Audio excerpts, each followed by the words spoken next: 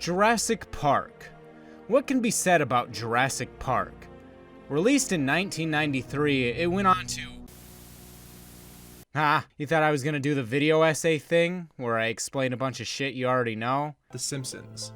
A comedic satire that tells the story of an average American... Shut the fuck up, I know what The Simpsons are. There's no explanation required. You know about this movie because everyone knows about this movie. Dethod Cro-Magnons know about this movie. Even if you haven't seen it, its reach is unescapable. What is less expounded upon are the sequels. And I'm not talking about the Jurassic World movies, because I don't care about those. I think they should have been released straight to dumpster. No, but seriously, you got this huge movie with all this potential. An island full of dinosaurs. You could do anything. Is probably what people thought at the time anyway. As soon as Lost World comes out, it's just this nosedive in terms of quality. And by the time you get to 3, it's just whatever. Nobody even talks about this movie. Who talks about it? Nostalgia Critic? Like 10 years ago? Michael Bay has your penises.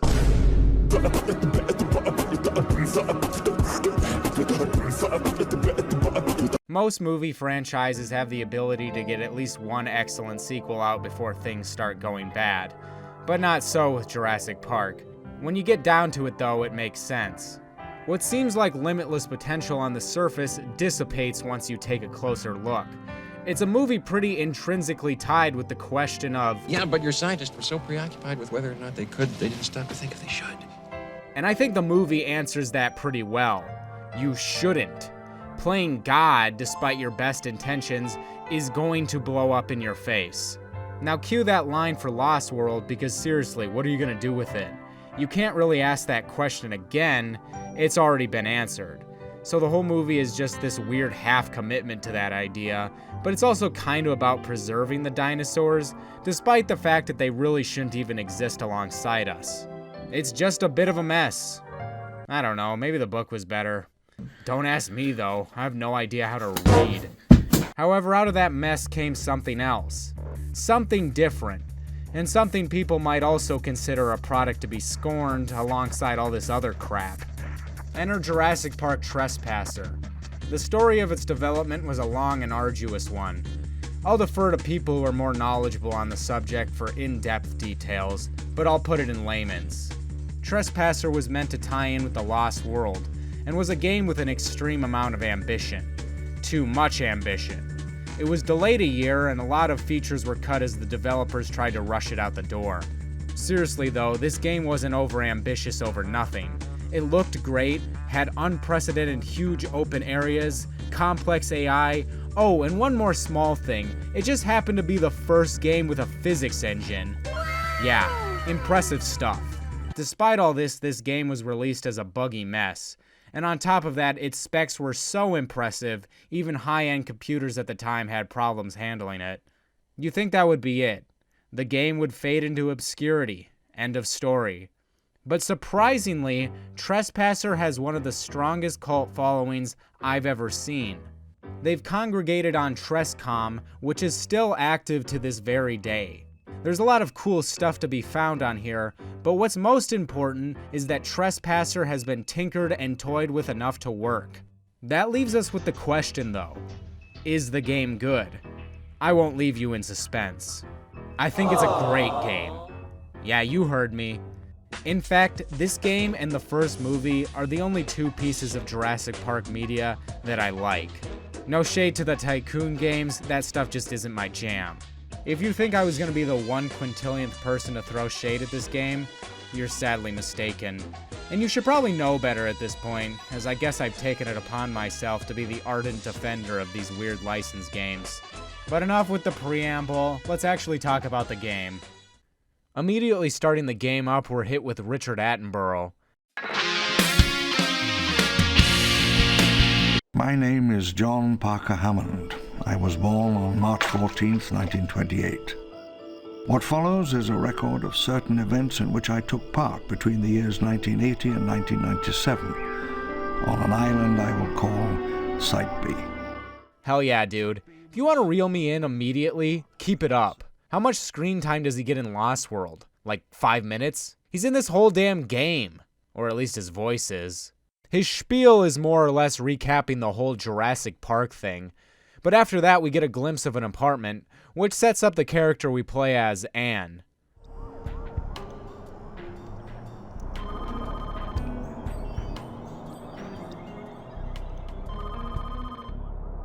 The person you're trying to reach is unavailable. Please leave a message after the tone. Anne, are you there? It's Jill. Pick up the phone. God, don't tell me your mom was serious. You're in Costa Rica? Visiting the natives, huh? Sun, sand, and adventure? My little Indiana Anne, world traveler extraordinaire. Well, give me a call when you get back, okay? Oh, well, that's nice. I'm sure nothing will go wrong in this scenario. Auxilio, auxilio. Este es el vuelo CR-17. Hemos perdido poder en mundo todo. Estamos cayendo. We're given control and proper introduction to Anne, who's portrayed by actress Minnie Driver. I knew all along this was a stupid idea. They're probably out drinking right now. Anne? Anne who? I know celebrities in games are a divisive topic, especially because most of the time it's just kind of a gimmick. Wait, how did this crime boss Roll Case City footage get in here? However, in 1998, the standard for voice acting in games was kind of all over the place, so to hear some professionals just crush it the whole time is pretty nice. Honestly, I just really like the look and vibe of this game. The colors just pop, and all the ambient sound makes it a sort of relaxing environment that is admittedly portrayed by the whole dinosaur thing. It just immediately pulls me in, and I have a very easy time putting myself in Anne's shoes. The fact that I vibe with this game so immediately is a little surprising because I generally hate jungle environments in games. I often find them to be extremely repetitive, and in the case of shooters, like real life, it can be hard to identify your targets, which would be fine, but AI doesn't have to contend with camouflage. Some games try to remedy this problem by having enemies stick out, like in the case of Far Cry 3. That just seems a little immersion breaking though. How am I supposed to take these guys seriously when they all wear bright red in the middle of the jungle? First and foremost, you're not being shot at in Trespasser, so that eliminates problem numero uno right off the bat. On top of that, the foliage is not very thick. Plus, the game makes it a point to change up the environments a lot, even if it's just a little bit. So anyway, we should try and make our way. He's got huge boobs. I mean some serious hunkers. A real setup of dunkers. Packing some Doban hunkeros. Massive da hunka bankaloos. Big old Tanhangera cougars. Alright, let's get this out of the way. If there's anything else that this game is infamous for besides being broken at launch, it's these right here. Well, what purpose do these serve? Well, this is your health bar. Yes, you heard me right. Anne's heart tattoo will be filled as you take more and more damage. And in that way, it does actually work well. A quick glance down lets you know your status in a pretty convenient fashion. You may be thinking, okay, that's all fine and dandy, but why are they so large? Well, I don't know if this is real or not, but I've heard that they were made so big to hide the fact that the player doesn't have any legs. Although there is a citation needed on that factoid. However, it stands to reason. You have an arm that mimics real life, so where are your legs? Oh right, I haven't talked about the whole game's controls thing yet, have I? The developers went hard in the paint for their physics. I mean, I'm gonna say it now, this shit is super impressive for 98, and will feature a large role in my upcoming dissertation on why Half-Life 2 is not that innovative. The boys at DreamWorks Interactive were not content with merely making a standard shooter and just kind of shoving a bunch of physics shit into it. Half-Life 2. Nah, that's pussy shit. They're gonna make the whole damn game revolve around it, whether you like it or not. Introducing, drumroll please, Anne's arm. Holding left click will hold out your arm and right clicking will grab an object. And pretty much everything you interact with is a physics object. Doors, boxes, rocks, and yes, firearms. You have to physically move the gun as well as line up the sights. Holding shift allows you to adjust your wrist and you can rotate your arm with control, meaning that you can initiate gangsta mode if you so desire. This is my Glock 40. This is my problem solver right here. Welcome to San Andreas. I'm CJ from Grove Street. Landed the heinous gangbangers in cold heat. In Los Santos, neighbors get no sleep. Beefing with anybody competing. Four deep in the green rag with gold feet, last with the flag on the strap, that's OG. This is the biggest quote-unquote hurdle I see a lot of people have with the game. They seem unable to get to grips with it, but I really don't think it's that hard. It's not that different from a regular FPS game, it just has a little added difficulty. A quirk of the Rush development is they were unable to work in use of the left arm, meaning Anne can casually just shoot things like an M14 one-handed, which weighs about 10 pounds loaded, tanking 308 rounds no problem. Another neat feature of firearm handling is how you keep track of ammo. I think you've noticed by now, but the game has a distinct lack of HUD. Another point to the whole boob tattoo thing. Instead of any kind of ammo counter, Anne will call out how many shots she has left.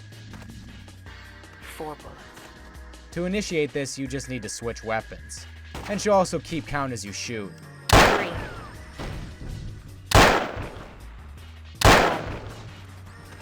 I love games with minimal HUD elements, especially manually having to check how much ammo you have.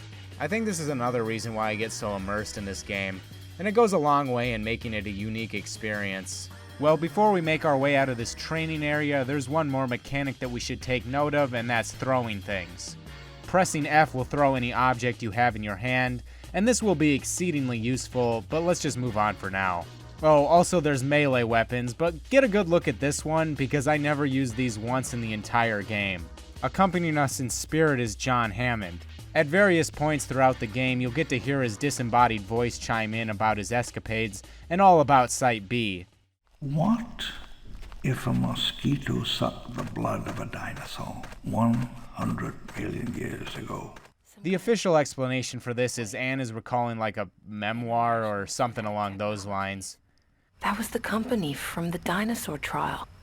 After the trial, that old guy, John Hammond, wrote a book. He said it was somewhere in Central America. My name is John Parker Hammond. I was born on March 14th, 1928. Oh no. Oh God. This is Site B. This is John Hammond's Lost World. They play it fast and loose with that, but this is a pretty welcome addition, honestly. It's nice to have the silence broken every once in a while, and Anne will usually chime in too. Plus, what Hammond has to say is actually extremely compelling and gives you a good insight into the lore of Jurassic Park. Another feeling I can't shake is how many aspects of this game feel quite modern. I didn't mention it before, but Trespasser features a regenerating health system, which was probably done as a means of not having to balance around med packs, but it inadvertently just included what would become an industry standard before it was commonplace. It also has a 2-weapon limit, which is actually insane to have in a game this old. The only other examples to have that feature to my knowledge are more tactical shooters like Delta Force or Rainbow Six. You pair all this stuff with unprecedented huge environments, and you have a game that feels almost out of time. There's just that one small detail of the completely physics-based control scheme that reels you back to a more experimental time in the industry. This is a Jurassic Park game though, so let's actually get to the dinosaurs, shall we? The first ones we come across are brachiosaurs. But hey, I know what you guys are here for. You don't want no plant eaters. You've seen the box art. You want velociraptors, baby. Well, you're in luck because they're the enemy you're going to be coming across the most. And, well, they're a little fucky. They don't press the attack very hard, and shooting them usually sends them into a tizzy. Which I suppose it's a somewhat realistic reaction, but it doesn't make for a very demanding foe. If I'm being honest, they have a tendency to freak out even if you aren't shooting them. It's a twofold thing, really. You don't have very demanding enemies, but you have to manually aim your weapons, and you don't get a lot of ammo per gun.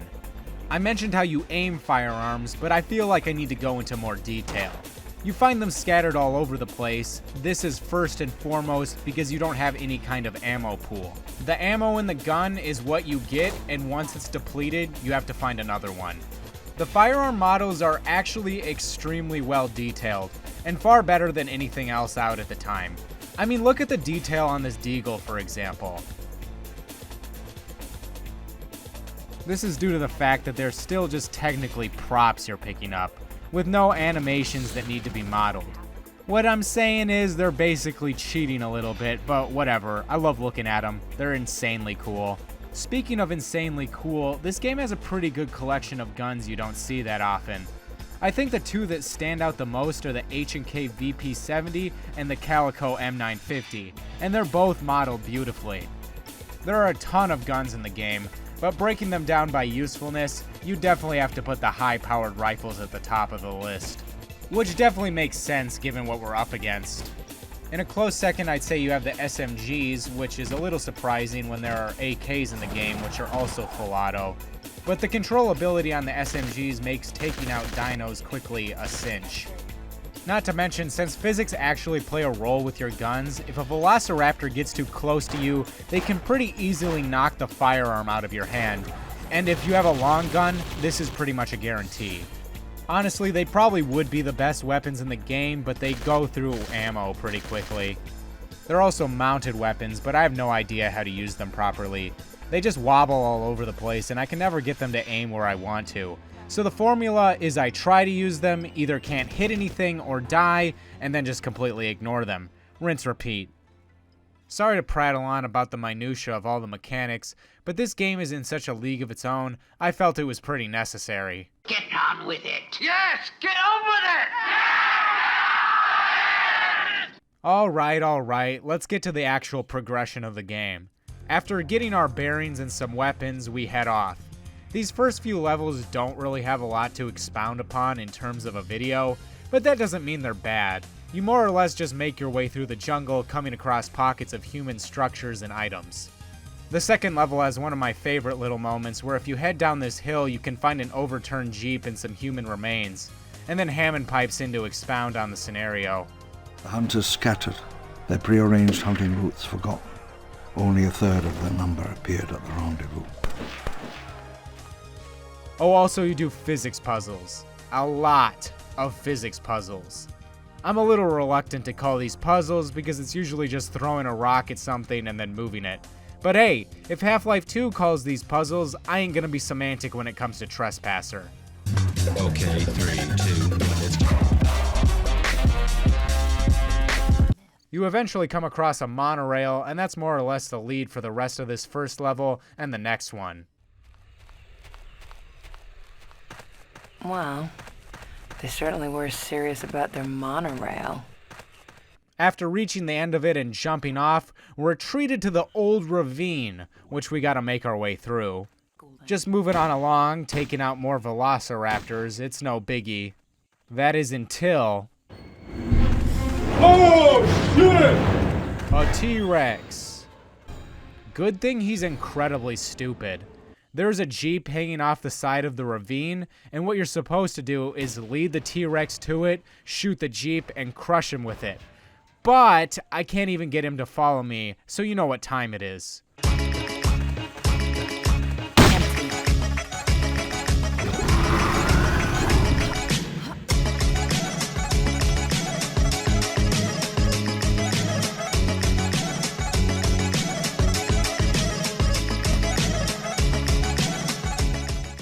Yeah, you can pretty effectively B-hop in this game, and it's pretty much required to get past the T-Rexes.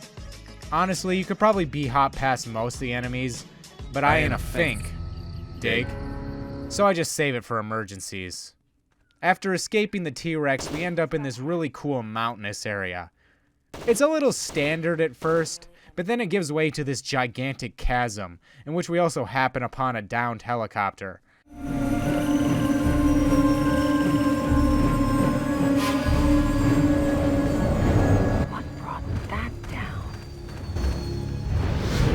This is what I'm talking about. Sure, it's a jungle environment, but the game does a good job of mixing it up and keeping things fresh. There's another great example of that later on in the level with this downed airplane. We were neither the only covert business to thrive in Central America nor the most dangerous. It's just those little details that really get my imagination going. We're also introduced to a new enemy, velociraptors, but they're red now. That one must have took a few days to come up with. They're a little hardier, but it seems to me at least they act exactly the same. I guess to be fair, there have been multiple dinosaurs in and around the jungle, Most are neutral and won't attack you if you leave them alone, which of course I do, because I don't want to hurt these friendly guys. Sometimes they will be attacked by velociraptors, and that's frankly a no-go. But besides the T-Rex, the only other aggressive dinosaur I've come across so far is this guy, which you're supposed to take out with this mounted MG, but I explained how well that goes earlier.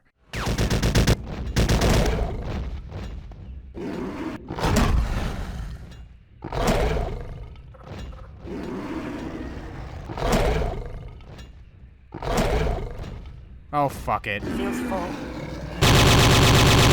After following a path for a while, we make it to some walls and then we hop over it, which reveals a town. There's another wall around the town, so we need to figure out a way in. Well, immediately we spy this room, which has a number pad mounted to the wall. And let me tell you now, this code is BS. The only reason I know what it is because I've played through the game multiple times. Looking at it straight away, it looks like Big Lie, but that's a red herring. What you're supposed to do is read it backwards, revealing a string of numbers, which is fair enough. However, to make it look like Big Lie, the last number looks like 3-1, but it's actually 8, even though it doesn't look anything like an 8. I get that's a nitpick, but it pissed me off the first time I played this game, okay? Okay, Dad? Look, I got proof it's bullshit. They made another way to get inside. But forget that, it's time to take in the full scope of the town. It's actually an extremely well-realized level with a lot of detail that really wasn't necessary. There's a bar, mechanic/gas station, diner, just a bunch of stuff, and you can pretty much go inside all of them. Buildings were stripped of everything valuable. Oh, whoa, what the fuck? Well, I guess you can't go inside that one. Immediately entering, though, we are greeted by Hammond's place, which sticks out like a sore thumb. Unfortunately, we can't actually make our way inside yet because it's behind a locked gate. The goal of this level is to find various key cards to eventually make our way out. While we're doing that, I should bring up the new type of weapon that's introduced, and those are tranq guns. They're okay. Certainly excellent when paired with a lethal firearm. Still, I don't really pay them much mind. I'd rather have an actual gun in that slot. Getting down to brass tacks, our first order of business is to go to the church and get the first key card. Poking around a bit more, we can find a tranq rifle here, whose design is lifted straight from the Lost World. Neat detail, but I never felt the need to use it. With the key card, we can now get into the administrative building. Unfortunately, the radio is completely busted. Broken. No radio, no phone, no satellite. That's it, I'm dead. But we can at least open the gate to Henry Wu's house via this control panel. He's actually got a pretty nice pad, but no time to dwell on it, as the reason we needed to get into his house in the first place was to get the red key card, which will allow us into Hammond's residence. What can I say? It's extravagant and big. I'm sure he spared no expense.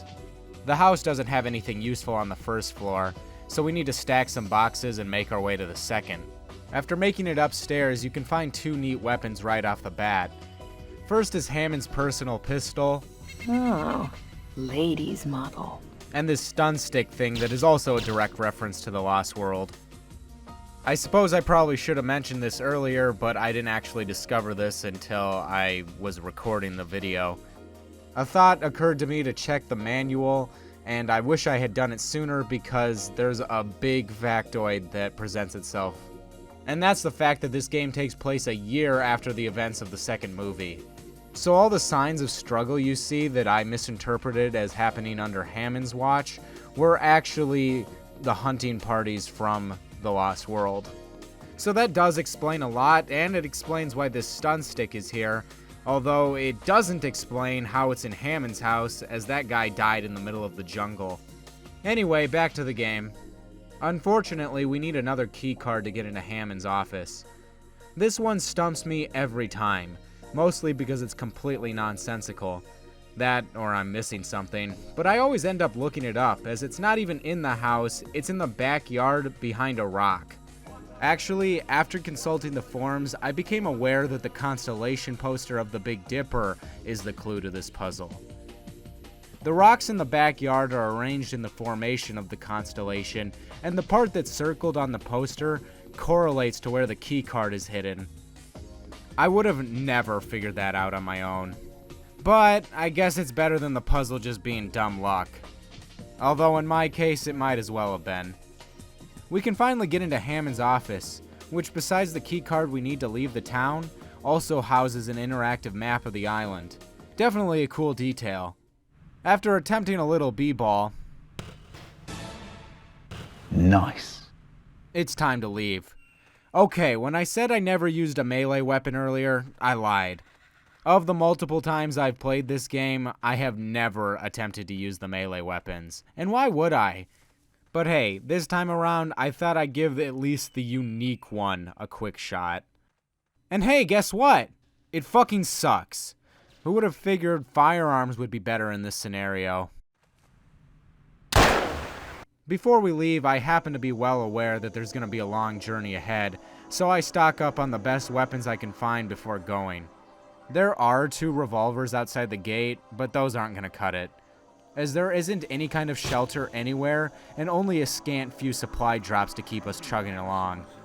There's even a run-in with another T-Rex, who luckily gets in a fight with one of his kind and leaves us alone. We need to make it all the way to this dam, and even after making it across, we still have a decent trek up the mountain. But after several run-ins with more raptors, we finally make it out of there.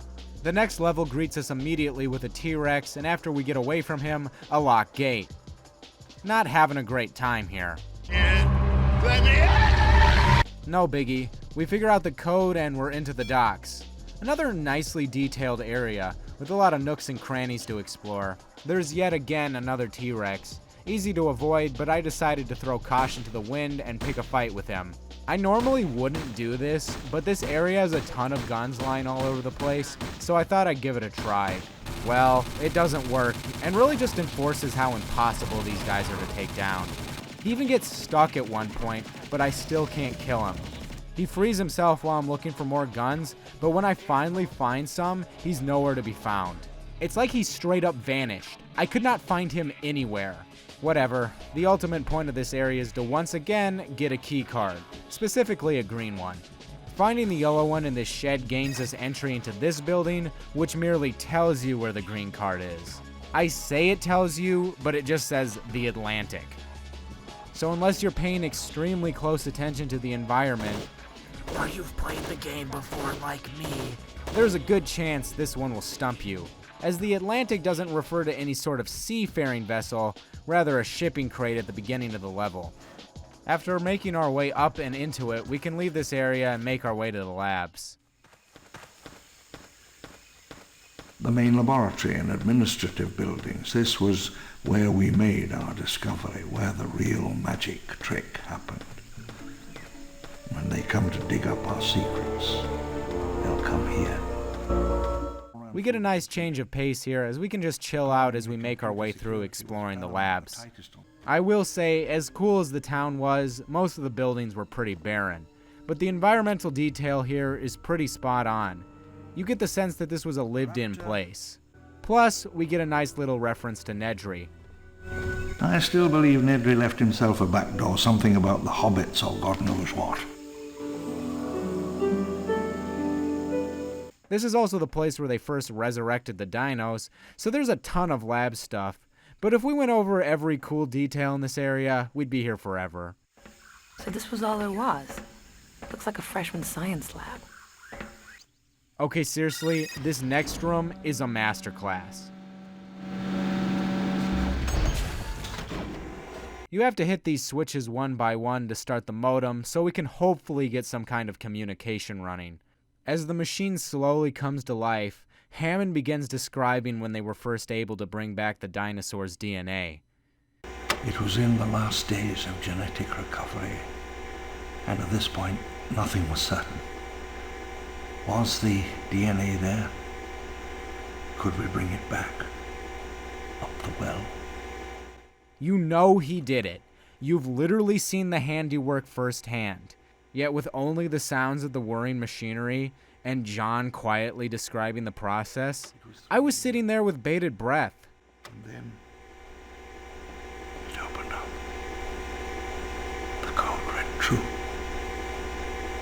barrier of time for an instant opened. Adrian and I stared into the monitor. Straight back through 65,000 centuries.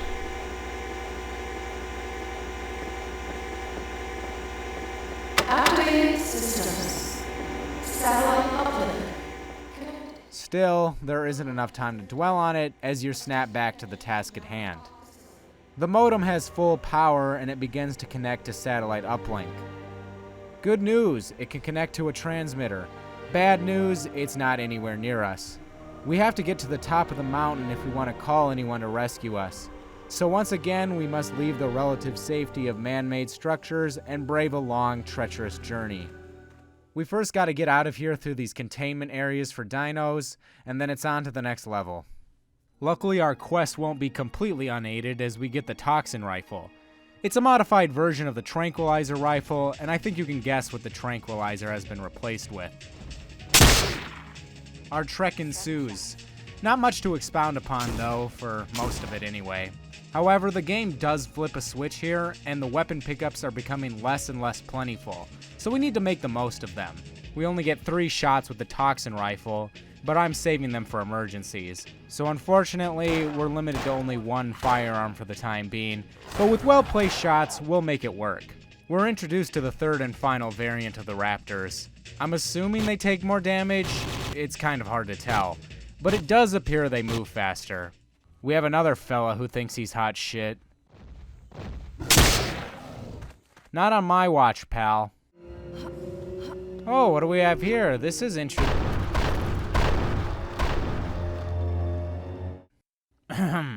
As I was saying, this is a pretty interesting change of pace, as we come across ancient Costa Rican ruins. And of course, alongside that, we have Indiana Jones-style traps. I couldn't really tell you how accurate this stuff is, because I don't know a damn thing about ancient Costa Rica. But it seems like this is more modeled after ancient South American tribes. But again, I don't know anything. They very well could have had similar stuff. Regardless, it's definitely an important addition, as it breaks up the status quo of long jungle stretches, followed up by modern structures. They've gone a little nutty and decided to go with a long jungle stretch, followed by ancient structures. Exploring these seems a little hazardous to my health, however. Unfortunately, our little sightseeing tour is cut short by, yet again, a T-Rex. Wait a minute. With the other traps, there were pressure plates to activate them, and it looks like it's the same here. If I can get the T-Rex to stand near this, I think I can take him down. Okay, got him right where I want him.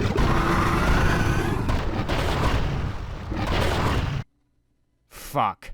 Okay, turn on the Foon music again.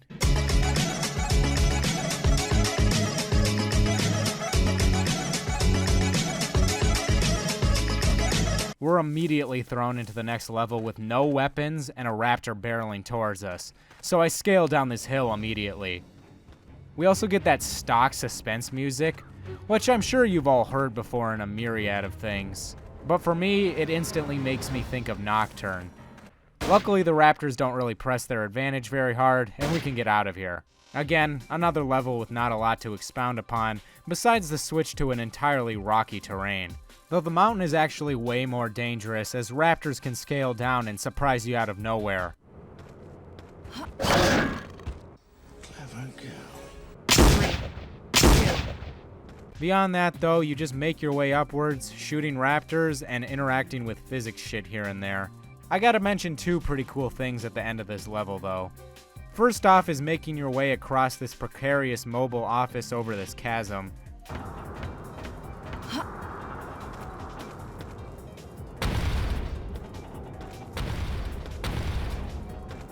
And the next is calling down an elevator and then shooting this board onto the controls in order to send it back up.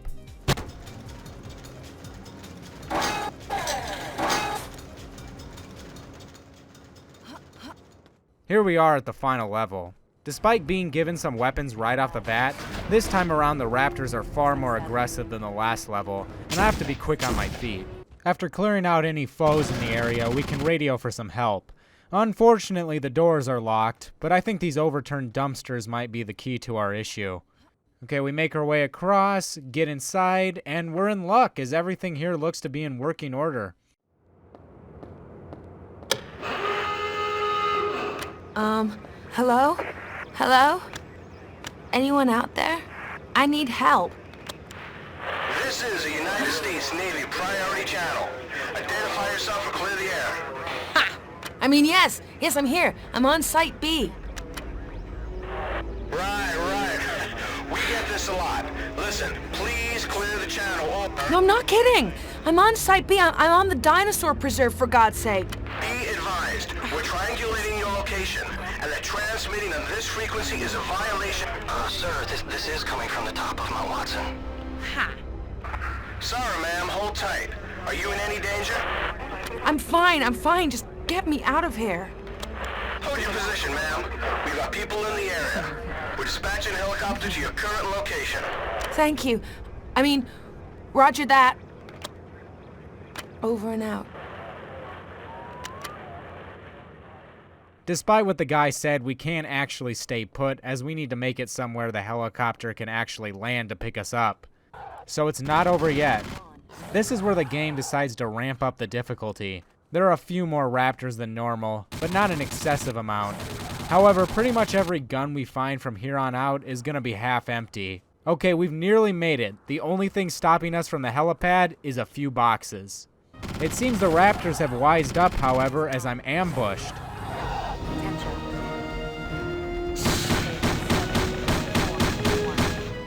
I take out most of them, but unfortunately, after trying to evade the last one, I accidentally jump into the electrified fence and kill myself.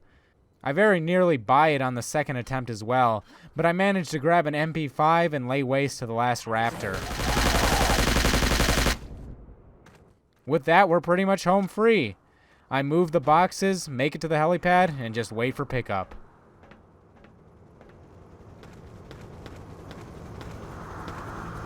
Come on, son. Get us out of here.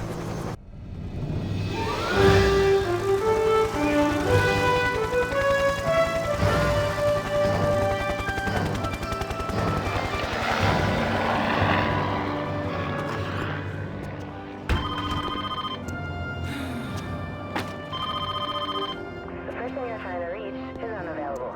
Please leave a message after the tone. Anne, it's Jill. This is like the 8th message I'm leaving you. I'm sensing some sort of pattern here. Come on, Anne, quit being the antisocial and pick up the phone sometime. Oh, and by the way, don't even bother calling me unless you have a damn good excuse.